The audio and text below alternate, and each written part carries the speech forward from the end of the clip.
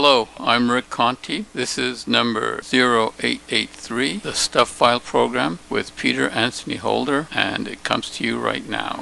The following program is brought to you in living color. Now, it's time for an eclectic mix of interviews and some of the oddest news stories you'll ever hear. It's the Stuff File program with Peter Anthony Holder.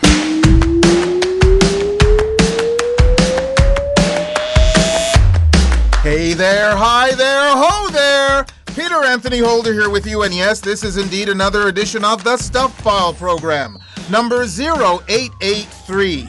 And coming up on this edition of the Stuff File program, you'll meet David Bertolino, the creator of the theme park Spooky World, and he's also the author of Behind the Scenes at Spooky World.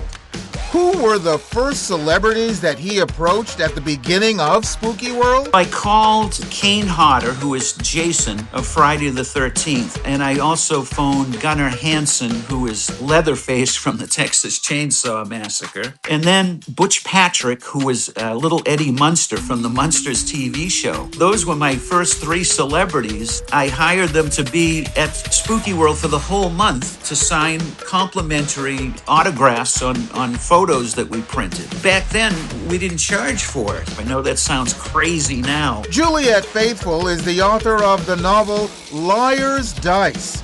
It's the story of an identical twin sister who just disappeared. But for Juliet, there is a lot of truth in this fictionalized story. The underground grief in a family that when a child is sent away, and it becomes sort of a source of shame and secrecy, and it isn't talked about. It sort of parallels the grief in the country because we were living during a military dictatorship. So all kinds of atrocities were happening, but nobody talked about it. People were afraid of the repercussions. Science writer Andrew Fazekas, the Night Sky Guy, is back on the show talking about several topics, including the retirement of Canadian astronaut Jeremy Hansen. The government basically announced on July 6th that Hansen is going to pursue new professional opportunities beginning in September 2026, but they didn't really identify what his next position will be. But he did say in a social media post that he will continue to serve as a reservist with the Royal Canadian Air Force. So I think, yeah, this is kind of a major loss in experience for Canada's active astronaut corps, but it's a huge Canadian success story, and it'll be interesting what he chooses to do next. And there's lots and lots of Stuff File news, Dad Joke Theater, Sir Dudley's Poetry Corner, a morning shower thought, and of course, an idiot of the day. The guest slater, the person who told you this was show number 0883, was Rick Conti, a retired firefighter. We've been friends since our early teenage years. In fact, we met playing in a Stratomatic baseball league, and we're still doing it a half a century later. Thank you very much, Rick, for doing the guest slate on this edition of the Stuff File program, a show that is listener-supported, fan-funded radio that depends on you for our success. Join us at patreon.com to help make this show an even bigger and better radio experience. Well, let's get right to the stuff.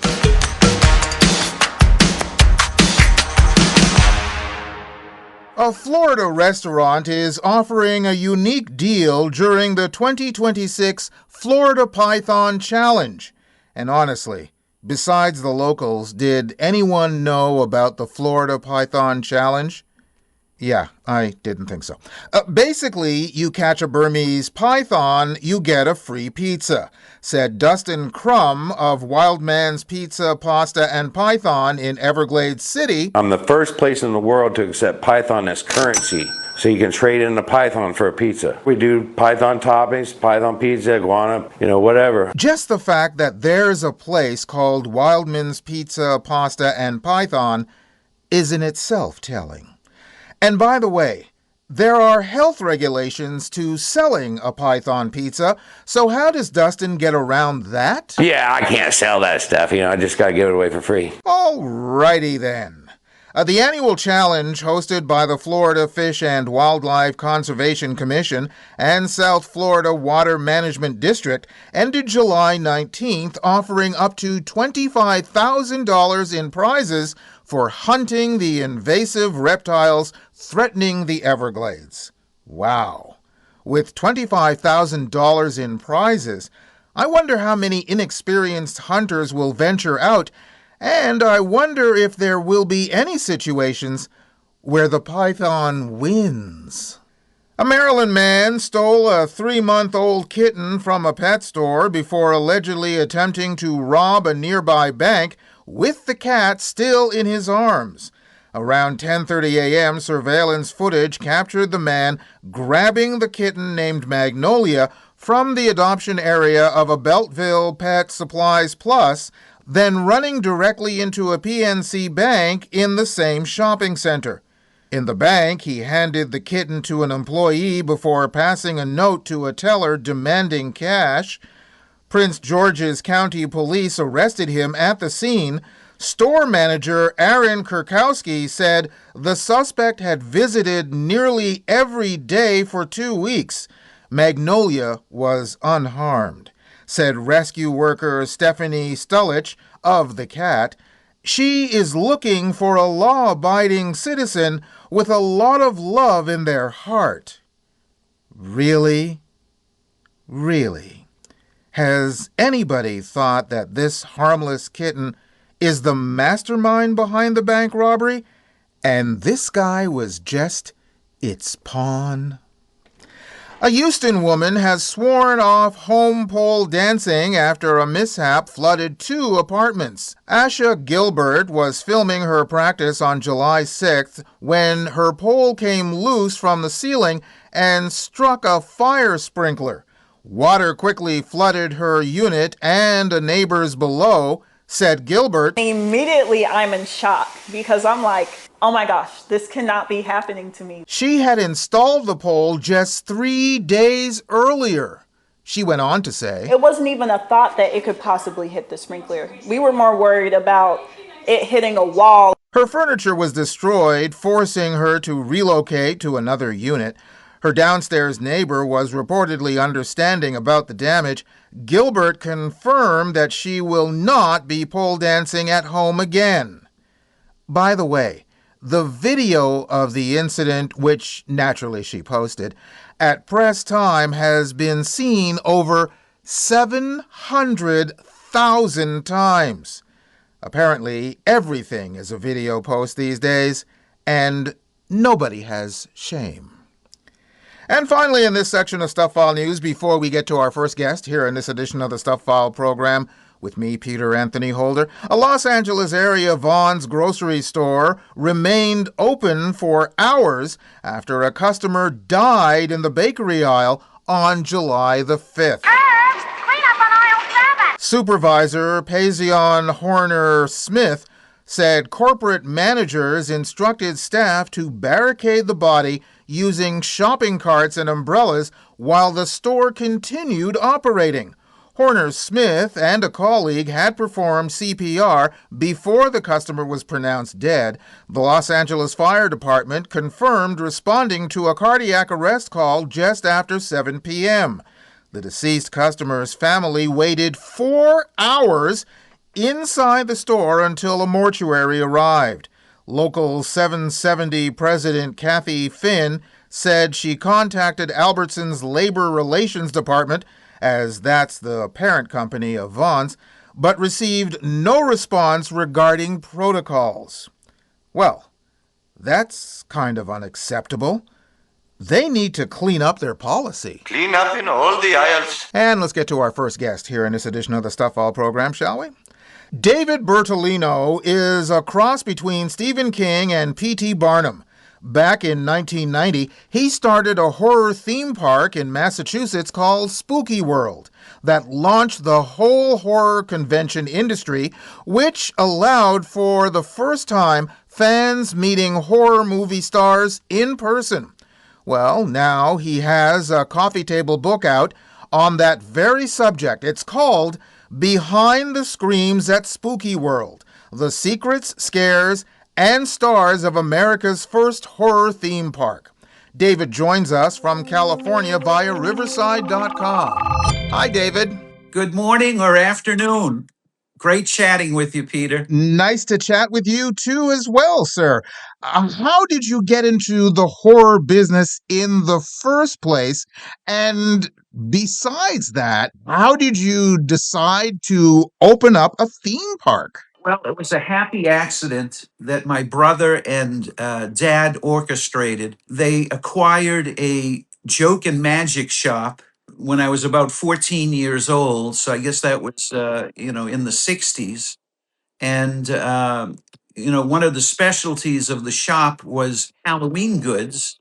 And we sold that product year round, long before the, temporary satellite stores were created.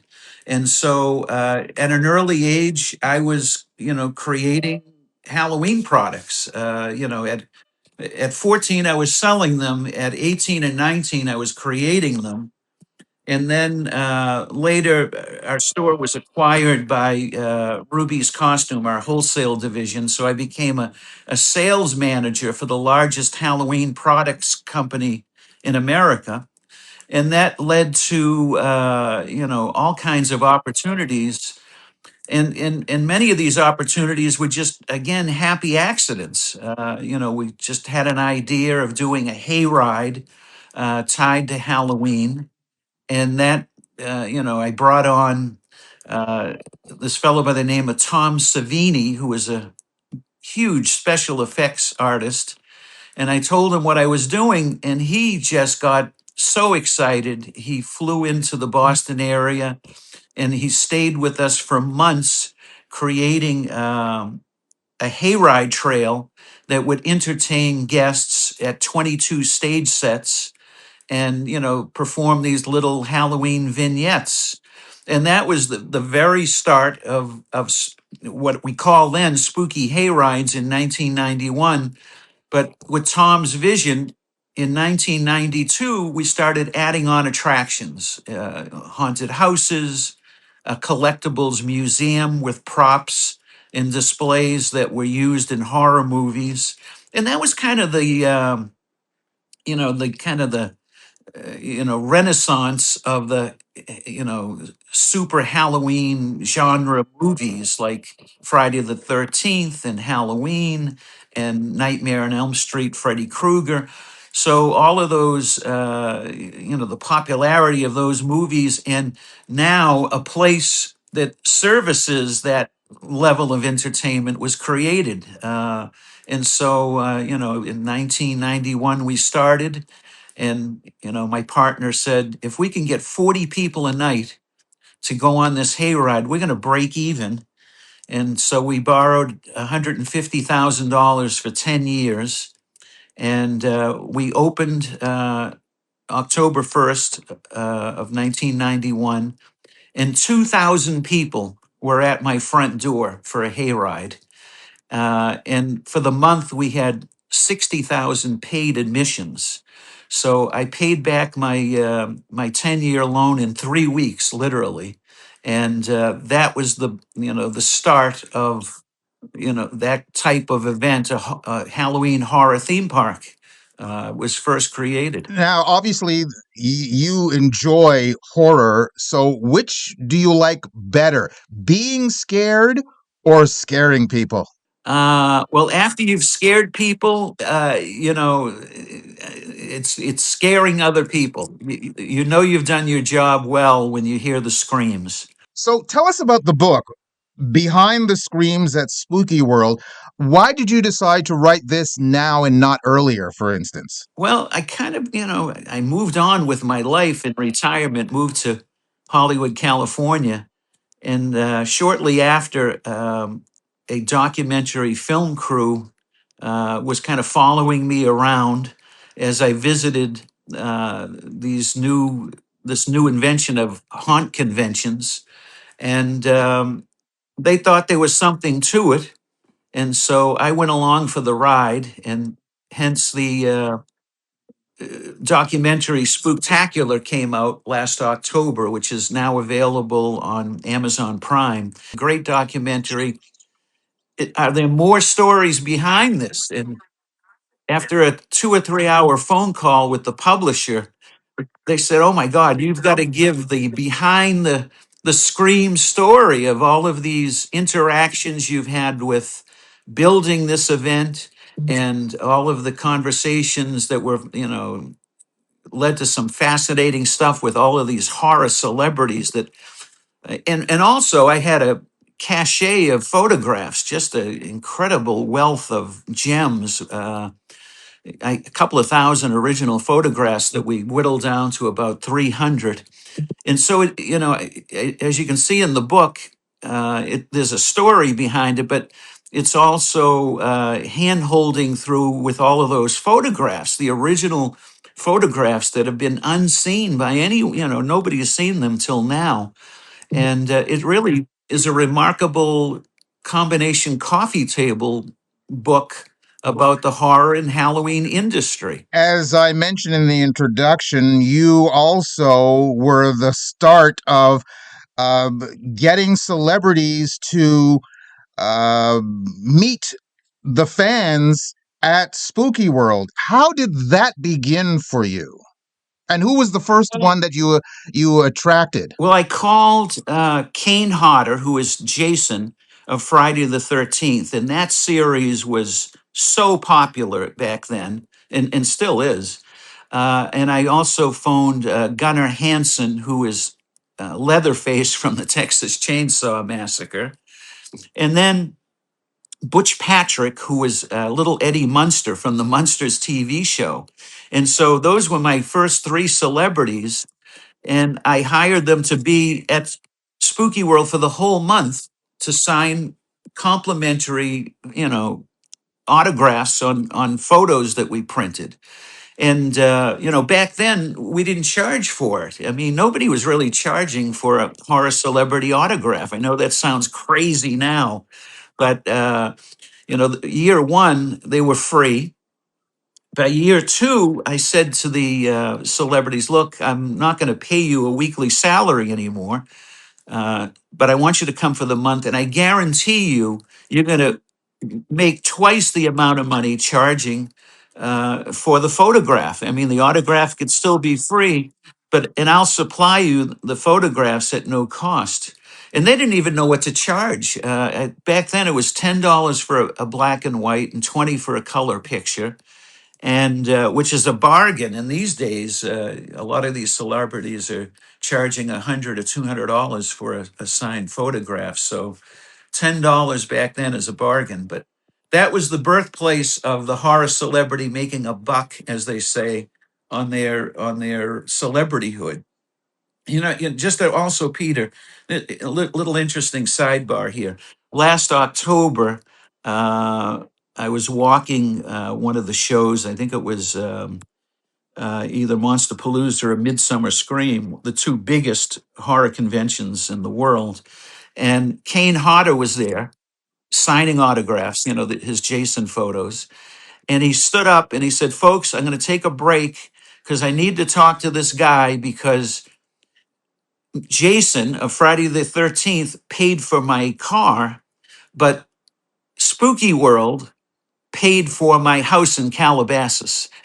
And I found that interesting that, a lot of these horror celebrities made minimum scale, but yet they're making far greater money signing autographs throughout the country. Wow, that's impressive. Um, I mentioned that you're a horror fan as well. What scares you the most? Well, the political climate right now scares the hell out of me. But moving on from that, I have the usual phobia of spiders and rats and stuff like that. And I got over one of my phobias of mice when I created an attraction at Spooky World called the Mouse Girl. In one of the haunted attractions, we had a young lady who would smear peanut butter all over her body. And we had 200 mice that would lick the peanut butter off of her. And that was one of the rooms in the haunted attraction called Cirque Macabre. And it just freaked people out. And that was one of my phobias, but I got over it because I was around it every night watching the people screaming at the mouse girl. Well, congratulations on all of the success that you've had and also the book, Behind the Screams at Spooky World. David, thank you very, very much for taking the time to be on the program with us. Peter, I thank you. It was an honor to be chatting with your listeners today. Thank you so much. David Bertolino, the creator of Spooky World and the author of the book, Behind the Screams at Spooky World, The Secret Scares and Stars of America's First Horror Theme Park. You can go to our website at thestufffile.com, check out the show number for this program, which is show number 0883, and you'll find links to David's site, plus links to either amazon.com or amazon.ca, where you can order his book directly. You're listening to the Stuff File program with me, Peter Anthony Holder. And now, Dad Joke Theater. Back in school, I learned in science class that 63 Earths can fit inside Uranus. One day I'll be mature enough to read this fact without laughing. Join us again for another Stuff File program, Dad Joke Theater. There's still more guests, more news, and an idiot of the day coming your way on the Stuff File program. Stay tuned. The Stuff File program is a listener-supported, fan-funded radio show that depends on you for our success. Join us at patreon.com to help make this show an even bigger and better radio experience. Sign up and find out about our rewards program. Being a patron doesn't have to be a long-term commitment. There's absolutely no obligation. You could join today and end whenever you'd like, but the time we have your support would be so greatly appreciated. We'd also love to hear your thoughts about the show and even your ideas for rewards. Join us for the ride. Join us at patreon.com/thestufffile program. I'm standing and singing to the rhythm of my heart. For Canada. Hi, this is Mark Jordan. I'm an American by birth, a Canadian by choice, and that always puts a big smile on my face. If you adore Canada like I do, support the arts in Canada and raise our flag everywhere you go. Shop as if your country depends on it. Keep your money in Canada for Canada.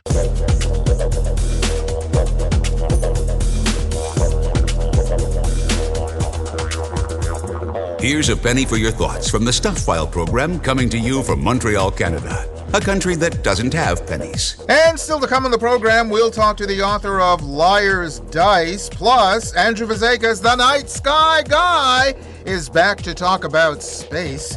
We also have a Sir Dudley's Poetry Corner, a morning shower thought, and of course an idiot of the day coming your way, but there's lots more in Stuff File News right here, right now. A Miami woman is facing serious charges after stabbing her friend multiple times during an argument over drinking beer inside an Uber. 32-year-old Lynn Marie Zamora was arrested July 13th on aggravated battery with a deadly weapon. According to police, Zamora grew irritated when her friend repeatedly told her that she couldn't drink beer inside the ride. She then pulled scissors from her bag and stabbed him in the bicep and calf. The victim was treated at a nearby emergency room. The Uber driver confirmed the incident. Said a spokesperson from Uber, "This behavior is alarming and has no place on the Uber platform." Zamora, who is currently on probation for battery on a person 65 years or older, so she has priors, had her bond set at $7,500. I'm wondering if Zamora will also have to foot the bill for getting blood out of the back seat. Ontario Provincial Police are urging residents not to bring explosives to police stations after someone turned in an unexploded World War II grenade. A resident handed over the grenade at the OPP detachment in Ottawa on July 10th. As the OPP posted on social media, The OPP would like to remind the public that if you find such items, please do not transport them to your local police station. This could obviously prove extremely dangerous to the person bringing in the item and others around. Officials advise leaving any discovered explosives in place and reporting the location to authorities. Police will then dispatch their explosives disposal unit to safely remove them. Okay, what I want to know is, although the warning clearly needs to be done on OPP social media, through the years before social media, were people just willy-nilly bringing unexploded explosives showing up at police stations back in the day? I mean, doesn't common sense simply dictate that if you find an explosive, you don't transport it anywhere, you just call the cops? Am I wrong here? Yeah. Anyway. 60-year-old Kurt Crom didn't know why he'd been called into his supervisor's office at Ford's Louisville, Kentucky truck plant. The union bargainer arrived, said he had been fired, and explained, "They got you on video stealing a cookie." Crom said he didn't. He'd paid at one machine, and when that transaction failed, he went to a second one, bought a cookie, and ate it. Said Crom, "They were so confident I'd stolen, and then I looked at my checking account statement, and the $1.95 debit is freaking there." He said Ford explained they had zero tolerance for theft, to which Crom retorted, "If you wanted to get rid of me, you could have just asked. I'd quit." After Crom sent notarized copies of his bank statement proving he paid, Ford offered to rehire him with back pay. Instead, he accepted a job in Kenosha, Wisconsin. Ford has said they'll be changing the policy so employees will be suspended in response to suspicious payment kiosk activity, rather than being fired. Well, Ford thinks they've learned the lesson. The actual lesson: review the evidence and listen to the defense before taking action. The switch is on to Ford, because Ford has a better idea. Not in this case. The Stuff File program presents asinine situations that make you want to scream into a pillow. In Florida's Palm Coast, a man attempted to cheat a court-ordered drug test that backfired spectacularly on July 14th. 52-year-old James Shepard arrived for his urine screening driving on a suspended license, already a probation violation, and was immediately arrested. Deputies then discovered a homemade device strapped to his groin, a fake bladder filled with synthetic urine attached to a heating pad, and a prosthetic penis. During transport, a deputy moved Shepard's handcuffs to the front to ease a shoulder complaint. Shepard used that opportunity to toss the device onto the patrol car floor. In-car video confirmed the contraption was his. Sheriff Rick Staley called Shepard, quote, "a pea-brained dirtbag who flushed away a second chance." Shepard now faces probation violation, evidence tampering, and fraud charges, and is held without bond. Yet one of the many reasons you really shouldn't piss off the police. This has been the Stuff File program, asinine situations that make you want to scream into a pillow.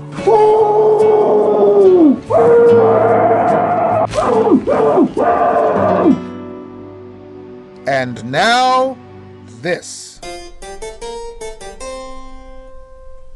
The Stuff File presents Sir Dudley Piddly Havisham Sedgwick Smythe's Poetry Corner. There was a young fellow named Chris who skated on ice with such bliss. He tried a big jump, but fell on his rump and heard the whole stadium hiss.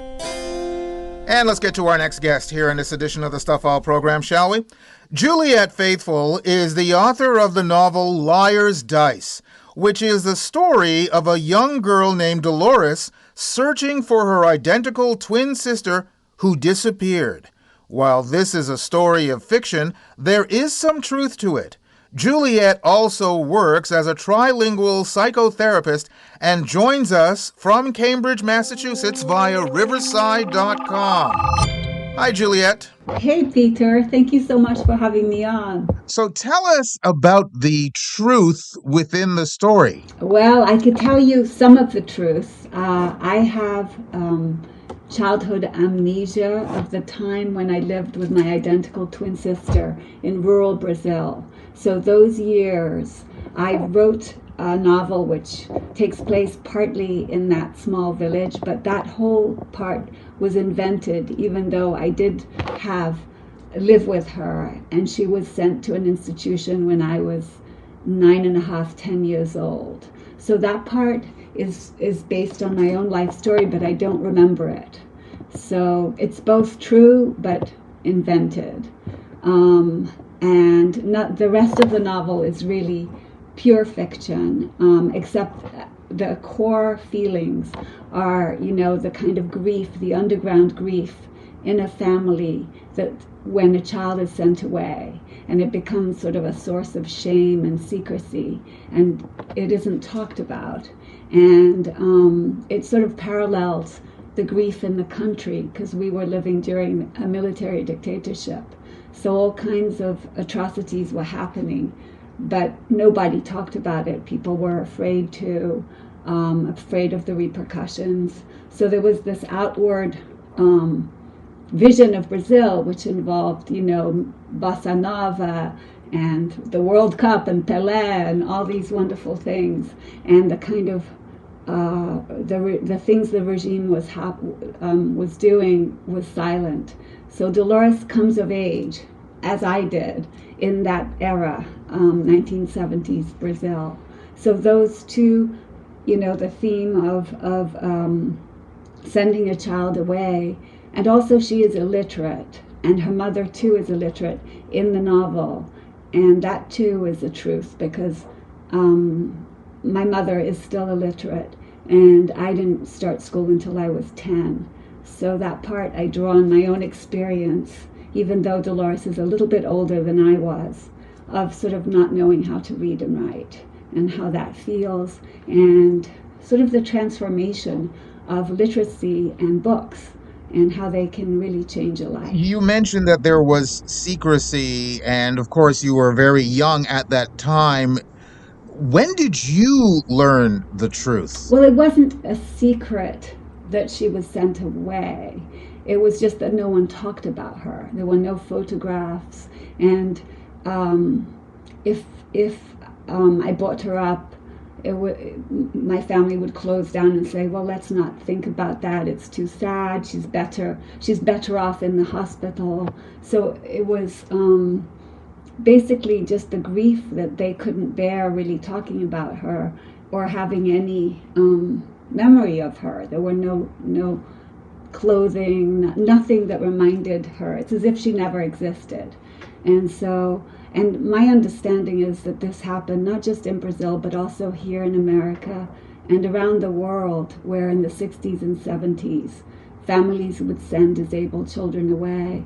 And Jennifer Senior wrote an article in The Atlantic that won awards about the grief of finding out that her aunt also, she had a disabled aunt, and she never knew about it because her mother was too sad to talk about it. So it's not unusual that grief goes underground. So what made you write the book now? And also, why did you entitle it Liar's Dice? I think I have been writing this book for 20 years, so it isn't, I just published it now, but it took me a very long time.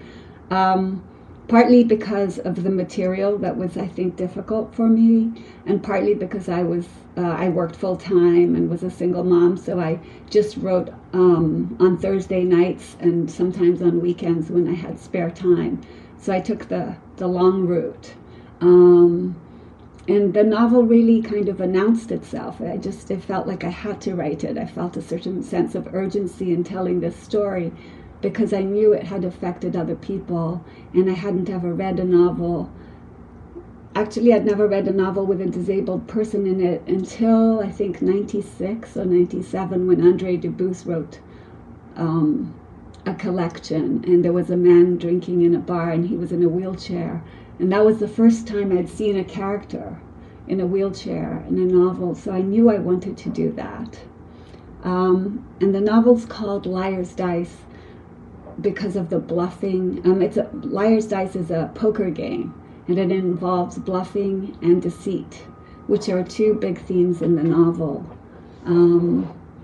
The parents, the mother hides her illiteracy, as does my main character, Dolores. She pretends she can read and write because she feels shame about it. And then the parents are hiding their grief. Even Dolores doesn't know. She thinks her parents don't care. And she's wrong about that, but 13-year-olds don't always know the truth. And what she sees is that they never talk about her, and they seem quite happy without her. Then the country, there's a lot of bluffing in the country where they project an image of a country going ahead and full of joy and celebration. And in fact, behind the scenes, the government is, disappearing people. There's widespread censorship. And so I think the title really speaks to all those different levels of kind of bluffing and deceit. And also to luck. The game is about luck, and Dolores is born an identical twin, and one of them is fine and the other one is not. And it's just a matter of luck. And the novel really does deal with class differences, because Brazil has very stark, the poverty was incredible, and it was just around the corner from the most beautiful buildings. And in the first paragraph of the novel, Dolores looks out the school window and she sees Christ on Corcovado looking at the beaches of Ipanema and Leblon, and she notices that there are certain areas of Brazil, like the shanty towns and the poverty, are under his armpits, and he doesn't seem to see them. So again, there's that theme of hiding and not looking at certain parts of reality, which echo the way that in that era people kind of hid away the disabled and sent them away instead of kind of integrating them into society. You mentioned that there was a lot of secrecy within your family, and you also mentioned that it took you 20 years to write this book. What was the reaction while you were writing it or when you finished it from members of your family who, as you said, was keeping this secret? Well, Peter, my mother is the only one who's alive of my family, of my parents, and she's illiterate. So I always knew that she wouldn't read it. So in that way, I felt kind of safe. I think it would make her sad to read it. I think she knows that I was writing a book about my twin sister. And she was cautious around it. She didn't ask too many questions because I think it was avoiding the grief because it made her too sad to think about it. She didn't ask any questions about the book, but in doing your research and in fleshing out the story, did you ask any questions of her? I did. I asked, and often she evaded. But a few years ago, she now has dementia. And, sometimes when people are getting dementia, they loosen up a little bit. And if you catch them at the right time, you get a little more information. And I asked a couple of times about why did you send her to the hospital. And my mother always says, well, it was the best thing or it was the only thing. But she did start to voice at some point a little doubt, as if like, well, we didn't know better. And, the doctors often recommended it. And my mom was illiterate, so she wasn't going to question the advice of a medical doctor. And I think she felt quite powerless. the other thing we never talked about was her illiteracy. And recently I did ask her because I realized if I don't ask now, I will never ask. And that seemed even more taboo than my twin sister, because no one talked about her illiteracy. My dad taught her how to read, how to sign her name, but it was always painful to watch her do it because she would get so nervous. So it was hard to bring it up, but I asked her about a few months ago, actually. I said, Mom, why were you illiterate? And my mother's actually not Brazilian, she's Spanish, and she grew up in the Spanish Civil War. And she told me that during the Franco era, another dictator, he separated the schools into boys and girls, and the boys would learn to read and write, but the girls would just learn about saints and learn how to sew. So she felt it was a waste of time. And her parents were tenant farmers and poor, so she said she was more useful on the fields. So then I had a little bit of knowledge about why she never learned to read and write. Was it cathartic for you to write this story? I think it was, I don't know if it was cathartic, but it was a way of memorializing my sister. And I think in some ways it was that I wanted to put her into the world and not hide her away. Obviously it isn't really her, it's my imagined her, because I don't remember my childhood with her, so I had to make her up. But I did feel like I wanted to have conversations about disability, about institutionalization. And even today, how do we deal with that? I think we don't send kids away to the hospital anymore, but there's still a long way to go towards integrating the disabled into our lives in a very easy, seamless way. And I think we could do better. So I think I really wanted to write about this to begin conversations. Well, again, the book is called Liar's Dice. It's written by Juliet Faithfull. Juliet, thank you very, very much for taking the time to be on the program with us. Thank you so much, Peter. Juliet Faithfull, author of Liar's Dice. You can go to our website at thestufffile.com to the show number for this program, which is show number 0883, and you'll find the link to Juliet's site, plus links to either Amazon.com or Amazon.ca, where you can order her book directly. You're listening to the Stuff File program with me, Peter Anthony Holder. Giving you something to think about. This is Morning Shower Thoughts. Why is a hammer called a hammer when it has nothing to do with ham? Morning Shower Thoughts from the Stuff File program. Got something for the mailbag? Drop Peter a line. He'd love to hear from you. Send your email to mailbag@thestufffile.com. And remember, stuff is spelled S-T-U-P-H. That's mailbag@thestufffile.com. Or catch up with him on Twitter or Facebook. There's more Stuff File coming your way in just a few moments. The Serial Killer's Son Takes a Wife by Michael Liebling is not like any serial killer novel you've ever read before. Go ahead. I dare you to figure it out before the chilling end. Find out what it's like to be the offspring of a multiple murderer. Locked in a room or locked in your mind, it's really all the same. The Serial Killer's Son Takes a Wife by Michael Liebling. Available everywhere you buy books. Coming to you from Canada, a place where fighting is frowned upon, unless it's on an ice rink. This is the Stuff File program with Peter Anthony Holder.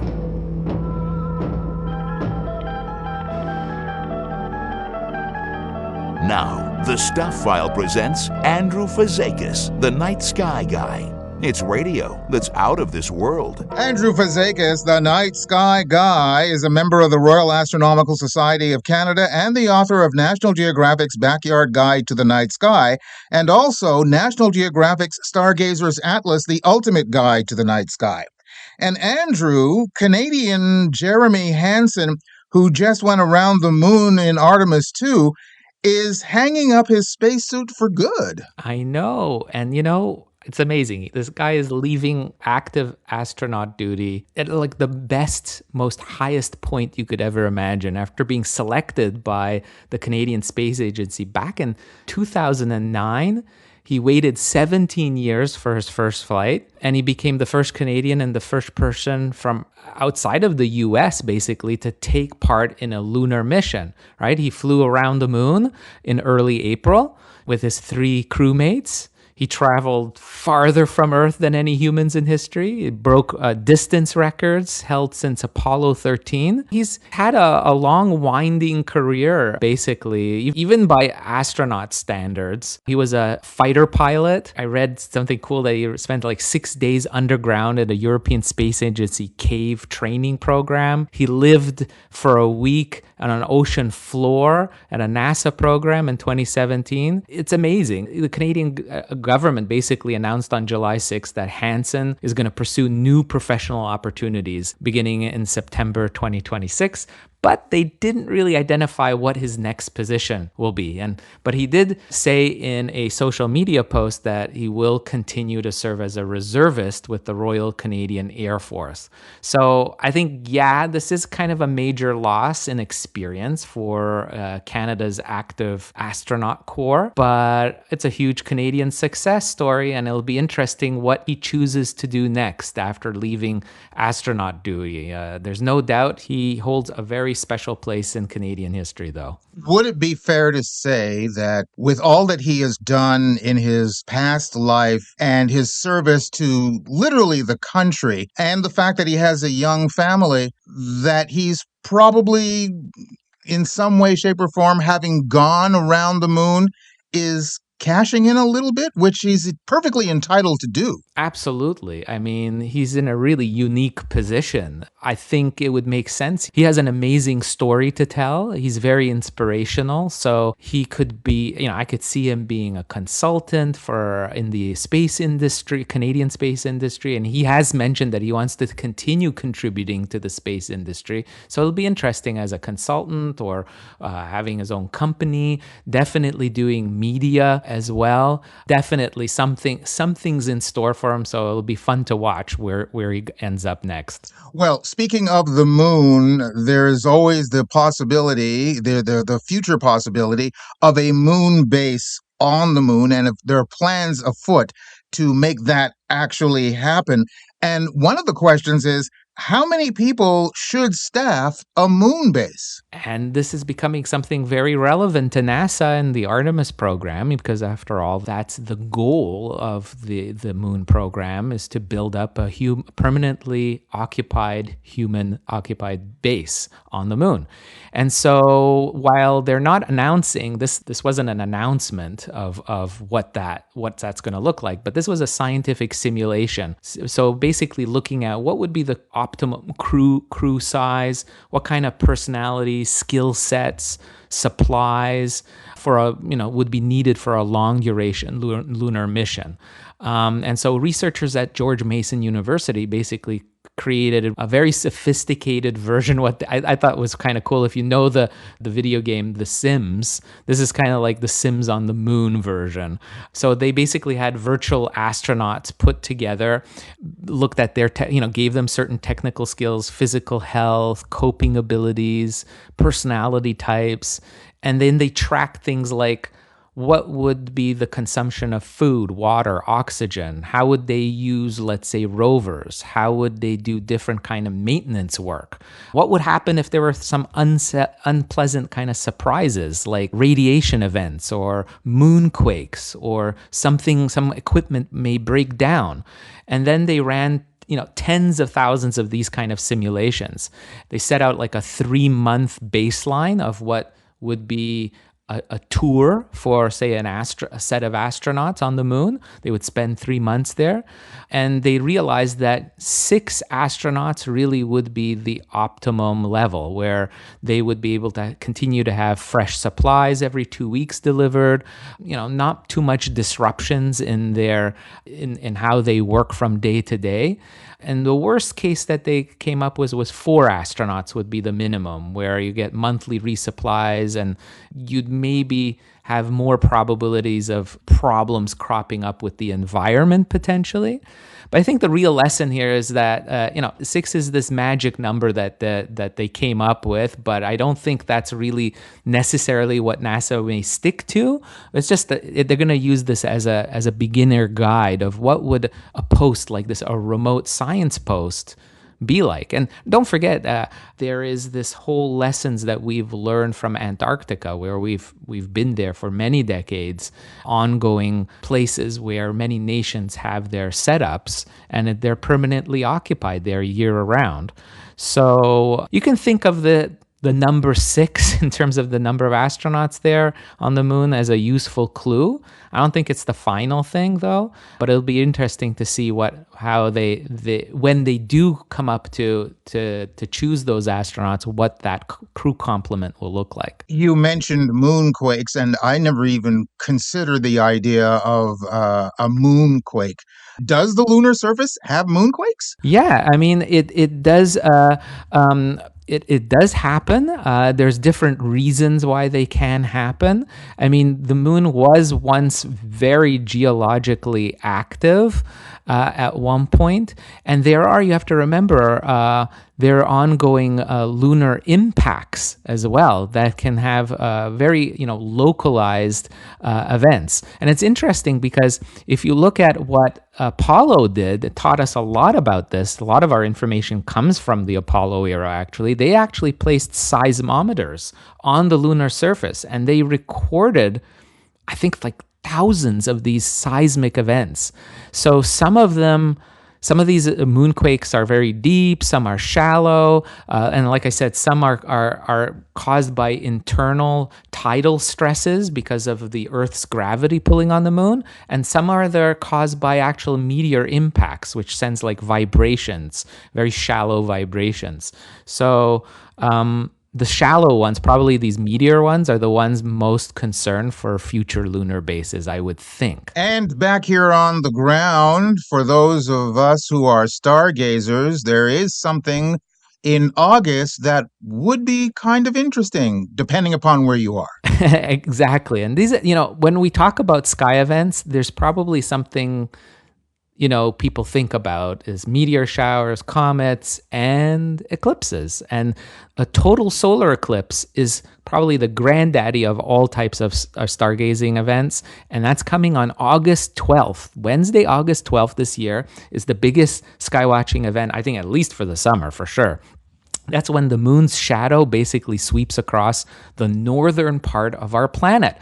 And the narrow path of totality, where the sun completely appears to go behind the moon and the sky darkens, that path is going to cross from northern Russia, Greenland, western Iceland, northern Spain, and a small corner of Portugal. So a lot of tourists are heading to these regions along this narrow pathway to see the total eclipse of the sun. And it's going to last for about 2 minutes or 2.5 minutes. People will get total darkness. And what's interesting is this is the first total eclipse of the sun visible from Europe since 1999.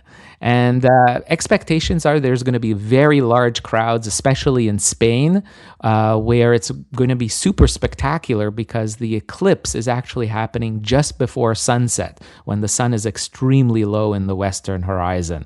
So it's really cool. And if you can't make it to those path of totality regions, the partial eclipse is also going to be visible across all of Europe, some of Africa, and even western parts of Asia, and even in North America, where I am in eastern Canada, we'll get to see the sun have a little bite taken out of it. So on August 12th, mark that down on your calendar. It's an amazing event. We didn't get a chance to talk more about the moon and more about the rover on the moon.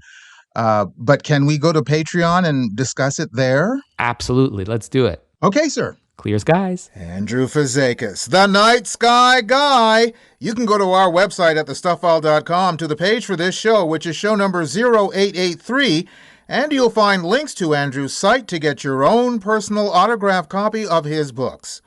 Patreon subscribers, you can hear more of Andrew as a Patreon reward extra where we'll discuss a Mars rover on the moon, Blue Origin lunar lander mock-up, humans on Titan, plus Jupiter, Mars, Pluto, and more. Just go to our Patreon page, and if you're not already a member, become one of the select patrons of the show. Visit patreon.com/The Stuff File Program. You're listening to the Stuff File Program with me, Peter Anthony Holder. And boys and girls, it's that moment you've all been waiting for. It's time now for the Idiot of the Day. And now it's time for the strange things adults do. This Stuff File presents the Idiot of the Day. An Indianapolis man is facing felony charges of criminal recklessness after police say he posted a YouTube video of himself shooting at a bag of coffee in his backyard. The social media video allegedly shows an Army veteran shooting at a bag of Starbucks coffee as a form of protest. The coffee was perched on a fence in the backyard. The alleged shooting and social media video led to criminal recklessness charges being filed against 48-year-old Eric Smith. Police say what goes up must come down. They insist that shooting a gun in a busy neighborhood is careless and illegal. Said IMPD officer Tommy Thompson, "When you recklessly shoot in a densely populated area, it's very dangerous and puts everyone at risk." IMPD searched the suspect's home and recovered a rifle used in the shooting. Police believe the bullet could have traveled nearly 1.5 miles once fired.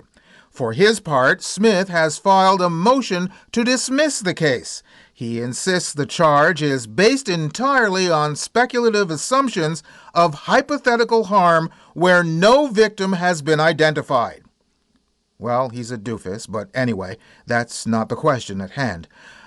The question is, why, oh why, would you be shooting a rifle in your backyard at a bag of Starbucks coffee in protest and then brazenly post it on YouTube? One reason, and one reason only. You're an idiot! Gee, I'm only a kid, but even I know you're an idiot.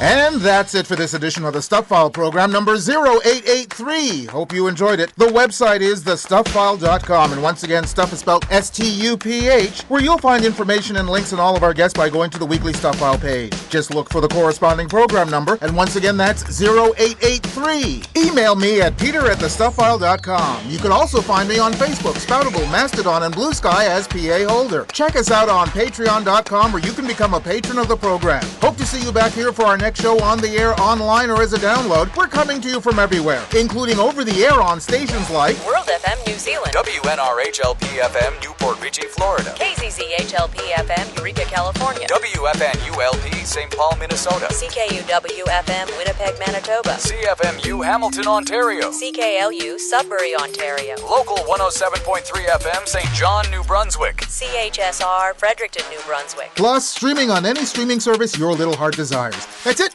Bye-bye. You've been listening to the Stuff File Program with Peter Anthony Holder, a presentation of Flying Fish Communications. We leave you with this deep question to ponder. Who did we compare babies to before Winston Churchill?